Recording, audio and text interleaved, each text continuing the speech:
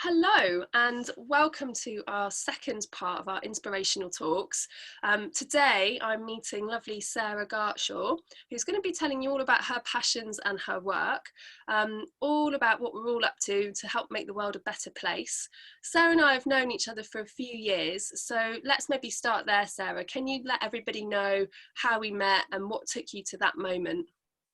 Yeah, so I think it was is it nearly 8 or 9 years ago? 8 years ago. So I was pregnant with Flora, my eldest. And came to your pregnancy yoga classes in Brighton. So that was when I first met you. And I just remember coming away feeling like a bit more together. And yeah, like I'd had a really nice experience. I'd done yoga before, but hadn't really maybe connected so much as I did in your class. So I kept coming back, and then I came to your postnatal yoga classes with Flora as well, which was really fun. I remember that huge room full of all the ladies around the edge. Hi, babies.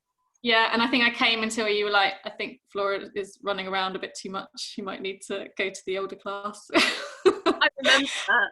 I remember that. You Yeah. guys were at the far end by the brick wall.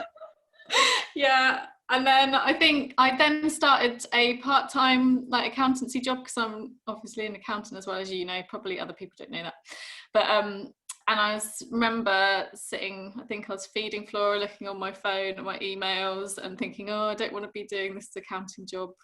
And then you'd sent an email out about training, so you'd set up the training school, and then I was like, that does sound really good. And I love the yoga. It's been a really big part of kind of my pregnancy and postnatal period, and so I was like, I'm going to do it because it just feels like the right thing to do. So yeah, and that's when I got to know you a lot better, then obviously through the training, and then went on to do postnatal training, and yeah, part of Lush Tums. So I think that's it really, and here we are today. I know it's been quite a while, because I mean, when was that pregnancy training? Back in like 2013 or something? Yeah, it was on her first birthday, the first day of it. So yeah, it was 2013 November. Oh, so you're a shining example of what mums can do with small babies. Yeah, it was good. It's quite inspiring actually, and really helpful to do all of that, kind of the pregnancy training and the postnatal training, while I was going through that myself as well. Yeah, you had something to put it all into context around. Oh, and then you moved off up to Ipswich and kind of set up all the classes up there. How did that all go? What happened next on your journey?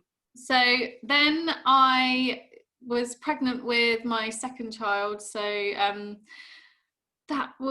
I taught for a little while around Brighton, and then moved to Ipswich when I was 32 weeks pregnant or something like that, and then started teaching in Ipswich when Miller was 5 months old, I think. So he was still really little, but yeah, started off just doing, I think, one evening a week, and then did some more classes, and then I think it's hard to remember now, but then did postnatal training. So came to your Bristol training and started doing some postnatal classes, and then I set up Brighton Well Studio.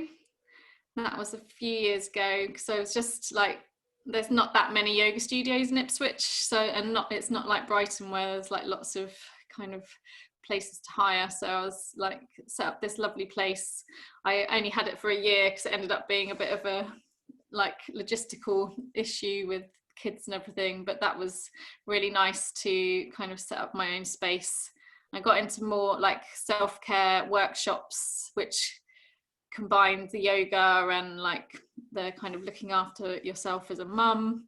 And then I went on to do the 200-hour teacher training at Cam Yoga, which is in Cambridge, so a bit closer to here. And that was over a year ago, I think now. And yeah, it's just the more I find out about yoga, the more interested I am in it, and the more I find it helps me, and I talk to other people and they feel the same. So it's just kind of a real growing interest. And then in lockdown, I've also done a wellness coaching course. I don't know if I've told you that, but I haven't completely finished. I'm just doing the case study, but that is all about living in balance. So it kind of ties in with the yoga and self-care and like living intentionally. So kind of switching out of autopilot. And so it's all kind of growing from that seed that was planted a long time ago. Oh, it's amazing. You've been on a real journey with it, and it just sounds like things just are layering up really nicely for you. So tell me a little bit about your like intentions and hopes, because it sounds like the Brighton Well studio, it was set up maybe for mums, for pregnancy. Was it kind of for women, or was it how was that? What was your intention about that, around that space? It was, yeah, it was for anybody, but it was like, it ended up being a real hub for mums and babies, because there was like lots of baby sensory classes and things like that there as well, and kids yoga. So yeah, that was really lovely. I think in terms of like intentions going forward, it's all changed really because of coronavirus. And so I've been teaching online during that, and that's been really valuable, and also done some video content. So I've been getting good feedback from that from people. But also I think it's been a good time to like scale everything back a bit, because I've been learning, doing loads of stuff and being quite busy myself. And I think I'm not running any classes, and I'm really planning the next step. And I think I'm going to do some like online course type things, and maybe a membership or something. I don't know. I'm in a real period of like thinking it through, and I really want to focus on self-care and bringing in some pregnancy specific stuff and postnatal, but combining the yoga and the wellness coaching as well. So got a little period of planning what's coming next. But Wow, that sounds really amazing. I think it's really valuable to have that pause time, you know, just to reflect, and like you say, just tune into what your intentions are about it, rather than just firing on autopilot, which usually our busy lives tend to just propel us along. So just to yeah, give a little idea about, you know, you've been on this massive journey from when you've had your little babies, lots of learning, lots of yoga, lots of personal development and self-care. What do you think you could share with, you know, maybe other mums, new mums or pregnant women, about how they could look after themselves, you know, for that first year of having a baby, or the first 5 years, and how they balance that with maybe carving out a little bit of something career-wise or passion-wise for themselves? What would be your top maybe couple of tips for them? I think so self-care, but not as in like the bubble bath or getting a massage or something, but really get used to and get comfortable with the idea that you can't keep giving out to other people if you don't top yourself up. So it's really common, I think, for new mums to feel guilty for taking like 10-15 minutes in the morning or whenever they can, just to like regroup and do something that they want to do. So I think my advice would be to really make that a priority, in the same way as like brushing your teeth or something. Like really kind of give yourself some time to do something that you enjoy, and something where you're not rushing around for other people. Why do Yeah, you think and that's something that women and mothers do, this like ultimate ever giving, you know, in the workplace, in the home, socially, holding the family together? What is it about us mummies and women that mean that that's almost like our automatic default setting? Where do you think that came from? I'm sure it must be the way, like generationally, it's kind of passed down like that. Yeah, I could go into this probably a lot, but in the past, when things were less equal, I think that's how you got like a good husband and like all that stuff, isn't it? You like, if you were selfless and devoted yourself to your family, that's how you kept your place. Whereas I suppose on one level it wasn't just about getting a good husband and keeping your place. It was actually literally a matter of survival. yeah, You know, exactly. that was the difference between surviving and thriving, or literally struggling and probably dying with your kids Yeah, in your arms. yeah, like that was just what you had to do to get through. So it And was kind of carrying our ancestral feminine imprint, if you like, of of what it means to be mother or woman. And I guess we're all trying to break out of those shackles in our own little ways, aren't we? And you know, the whole feminist movement, everything about trying to get equality, you know, women still aren't paid the same as men in the workplace. No, We've got a long way to go still. definitely. I think it feels almost like, oh, things are quite equal, but when you really start thinking about it, they're not. But yeah, I think that's probably one reason why people feel like they shouldn't be putting themselves first. It's selfish, or because that's what's been modeled to us, and that's. But I think then having been in that situation, I think I started off being like, well, I need to do this, I need to do all these things. There's quite a lot of pressure as well, I think, like social media and from other people's expectations of what you should do as a new mum, like, oh, you need to go to this group and you need to do this and you need to be like just presenting this life that's a certain way. I don't think it gives you a lot of chance sometimes if you don't take that time for yourself to just regroup, to think, is this like making me happy, and am I like running myself into the ground? Am I making choices that I want to make, or is it just lots of external kind of pressures? So what could be a key practice for mums or women at any point to do with that kind of 15 minutes or 10 minutes each day? What could they take? What could you inspire them to do that might help them refocus or think about their goals or their aspirations, and to come into alignment with, I guess, their soul's journey? What would be your top tip for them? So there's lots of things you can do, starting with simple things like a breathing practice. So if you notice that your breath tends to be quite shallow and fast, like, and getting more aware of your breath patterns. But if you say like spent 5 minutes every day and dedicated that to doing some breathing practice, you would gradually like get more aware of how your breath would feel if you're feeling balanced, and then if you're feeling like stressed or if you're feeling calm. So one thing I'd recommend is to kind of just sit for, it doesn't even have to be a full 5 minutes, it could be like 3 minutes. Just close your eyes, sit comfortably, and just notice your breath, and just keep coming back to your breath. And so eyes closed, just breathing in through the nose and either out through the mouth, out through the nose, and just taking like 3 minutes to just breathe in and out and just notice what happens, and notice if it's a struggle to slow your breath down. And if it is, then ask yourself, why is that? What's going on that's making me feel like that? Or maybe notice the next day that you feel a lot calmer, and try and just inquire and be curious about what is going on. I think so often we just don't even stop, just rushing around, and you might not notice that you're breathing like really kind of shallow. So I think like that kind of breathing mini meditation practice is really good. Another thing, it depends on the type of person, but I find journaling really helpful. So just in a notepad, I just do free writing. So it doesn't have to be anything in particular. And I just write like a few sides of my notebook of whatever is in my head.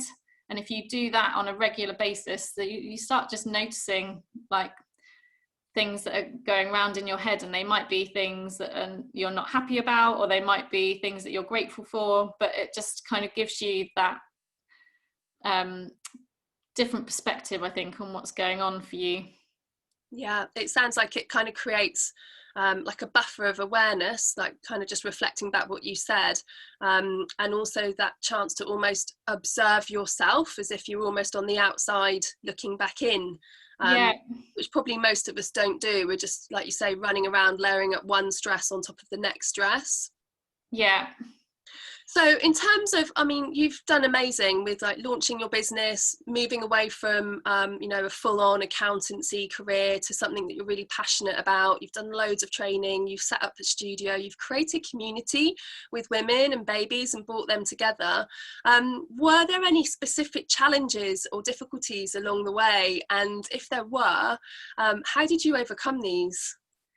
Yeah, that it has been challenging. I think just the juggle of like time and prioritizing, and so I've got 2 children to look after, and like I'm still doing the part-time accounting job, and just trying to fit it all in. And I think overcoming them on a day-to-day basis, like organization and prioritization, and a lot of that self-reflection. So not getting into that just like spiral of stress, I guess, because then you can't really deal with very much, I think, if you're feeling stressed.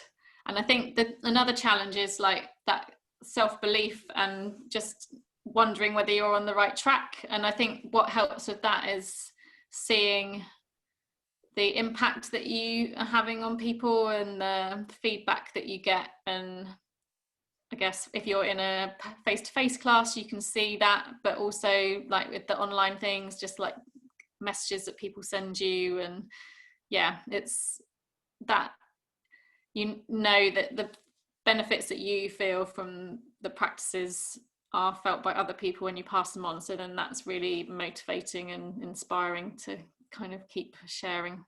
And how are you finding, because obviously, you know, technology is moving really fast, you know, social media wasn't really a thing when I started No. 20 years ago. I don't even know if I had an email account or a mobile phone, but it's so fast now with like new platforms, Instagram, TV, and I don't know, the list is endless. Yeah. What would be your kind of go-to platform and go-to tech, and just the practicalities of getting that set up and right to make a video presence? How are you finding that experience, and what have you learned?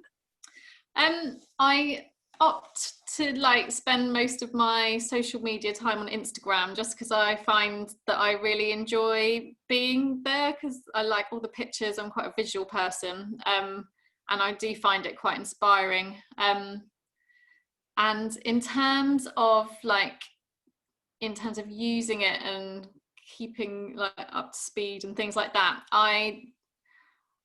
it's probably a running theme here. I try and be quite aware of like how I'm feeling when I'm using things, and I try not to get too worried about like looking at other people if I'm doing things as well as other people. I just try and like not get too caught up in all of that.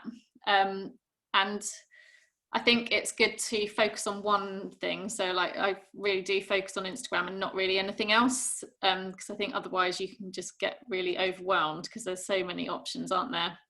And I would say like just jump in, because with coronavirus, before that I'd never done a video, like not a proper one anyway. I'd like hidden them on YouTube and sent them out secretly to people if they really needed them, but I would never have like made them public.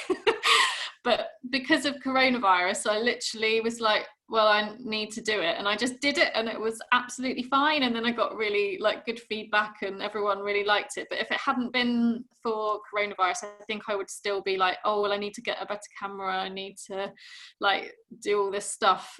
But in reality, I don't think you do need to have any like fancy equipment or do anything like that. You just need to do it, and it'll be fine. Oh, so that's really good advice. Stop procrastinating, stop getting in your own way, just out there. And actually coronavirus, as much as it's been, you know, a complete nightmare for lots and lots of people, it's obviously taught us all lots of different things. So there's always a gift, isn't there, in the worst situations, and you found like you've got a whole new medium to play with. Yeah. That's amazing. So last couple of questions. You know, what's making you motivated today with your wellness project, with you know, your new ideas? What gets you up, and you know, why are you passionate about this stuff? I think I love learning, and every time I read like another book, it just backs up that yoga works and like all these practices work, and there's actual scientific evidence, like and I just find it really fascinating. So that really motivates me to find out more and kind of share what I'm learning. And I think by being very intentional with kind of my time, I think I just get up in the morning and I'm like quite excited to be like doing more stuff. What they say, isn't it? If you're passionate about something, you never work a day in your life. Yeah.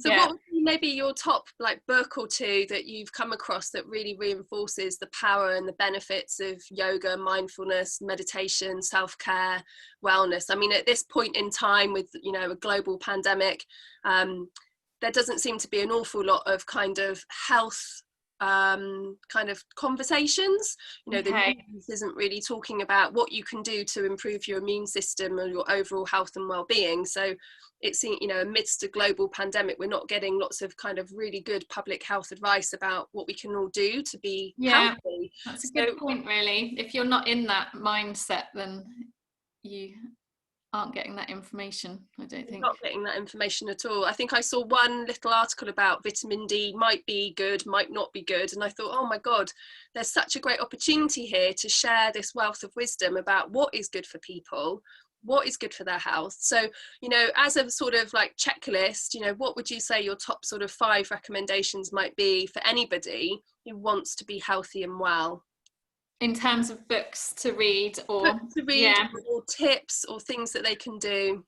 So the book that I always like just think is really amazing is The Power of Now by Eckhart Tolle. I think that's how you pronounce his name. But that's more about kind of being present, and I just find that I found it really life-changing, that realization that you can kind of change maybe your perspective on your thoughts.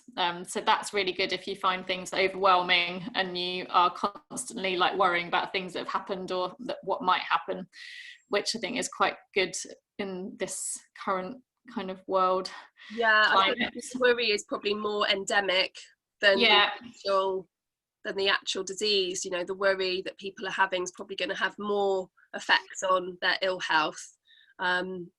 And that's a great book, one of my favorites. Have you read his second one?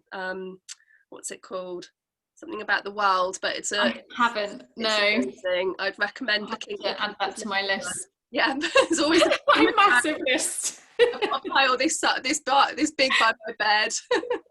Me too, and they've all got like a bookmark about 10 pages in. But I'm reading one at the moment. I'm only halfway through, but it's like every page is like, yeah. I put it on my Instagram the other week. It's called One Simple Thing by Eddie Stern. Have you read that? No, I haven't heard of that one. It's like the science behind why yoga will transform your life. So that's really interesting. I'm trying to think of others, looking up at my shelf. It's hard, isn't it? Maybe we can create a little book list. It's a really good, really inspiring book by Christina Carlson, you know, Kiki K. It's like stationery brand. Oh yeah. Like your dream life starts here, but it's all about like, if you have a dream, like it's possible. You just need to like believe that it's possible and like write it down. But it's got like amazing, inspiring stories in there of people that like fight against all odds and kind of achieve their dreams. That's like a really inspiring book. Oh, they sound fantastic. Thank you. Aww. So what's next? What's in the pipeline? You've mentioned like this perhaps online wellness platform. You know, when might we see head nor tail of this? I'm being kind to myself and I'm thinking in the new year, but I'm going to plan like some workshops and things before Christmas so that I can kind of connect in with people a bit more. But well, yeah. Do let us know so we can give them out and send them your way. Yes. Sarah, it's been amazing. Thank you so much for sharing your journey and your passions with us. It's really inspiring me, and I hope it's going to inspire some of the listeners and watchers. So thank you so much. And I'll make sure all your links and things are included so people can follow you on Instagram. And we look forward to hearing about the next chapter soon. Oh, thank you for having me, and it's lovely to see you. Oh, lovely to see you too. Thanks, Sarah. No worries. Bye. Bye. So everybody, I hope you enjoyed this session with Sarah. We'll be back soon with another special guest, and I look forward to seeing you all then. Bye.